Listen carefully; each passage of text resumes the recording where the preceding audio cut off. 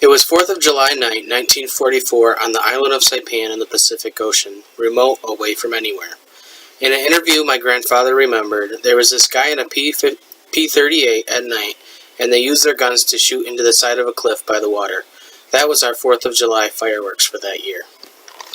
There are not many survivors of World War II still alive today. In fact, according to the National World War II Museum of New Orleans, just 558,000 of the 16 million were still alive in 2017. My grandpa, Ralph Mike Wolf, is an American hero. He has been faithful to his family for almost 70 years. He has lived a successful, simple life and has served his country in a chaotic time of war. On his draft form from the Army, my grandpa's job description was automobile service station attendant. My grandpa was born in 1924, and his family owned a car service station in East Lansing, Michigan. A few years later, the biggest financial crisis would hit the American economy, the Great Depression. His family would make it through this crisis and really developed who he was. After all, money was tight, but families stuck together, and lessons were learned. Ralph would learn how to work on cars and fix things in order to make them last. My grandpa Ralph would meet a woman, Myra Jean White, who would later become his wife.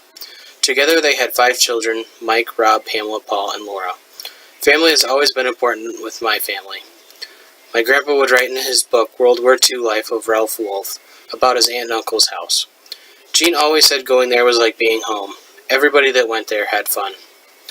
Later, this area where the family lived would be named Wolf Court as a tribute to all the family. Ralph was and is a role model for family as well. To this day, I have not heard my grandpa swear nor seen him drink or smoke. In fact, a letter that was wrote to him in 1944 described that he would trade the beer he got from the Army for the fruit juice. I think this clean living helped him reach 94 years in a marriage that is celebrating 70 years this year. Along with starting a family, my grandpa started a small 40-acre farm in 1955. This opportunity would lend itself to many different life lessons. An example, those 40 acres had to be cleared and plowed. This would offer a chance to learn logging and the skills necessary to build barns and food storage buildings. Even before my dad, Paul, could walk, he was being exposed to so many great opportunities that were being taught by my grandpa Ralph. Gardening and harvesting was another aspect of farm life that was important for my grandpa. Every year since the Wolf Farm started, there has been a garden. This is for 2 reasons. 1, it was necessary to be resourceful, and 2, it was a great option for healthy homemade meals. This paired with the animals they raised, my grandpa made it so that you could live off the land. However, life was not so simple when he was drafted on March 4th, 1943. My grandpa was not yet 19 years old before his country called him to the war. He was scared to leave home, not knowing what the world was like. After Ralph was inspected, he would tell him the single most important part of his life: I work on a lot of cars. This, he says in his book, probably saved my life.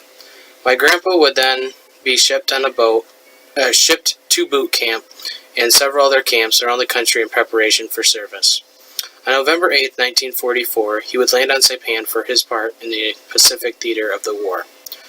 While there, my grandpa was an airplane mechanic. He would change engines on planes such as the B-17 and the B-29, the plane that was used to drop the atom bombs. This would prove to be vital to the war as they relied on these planes.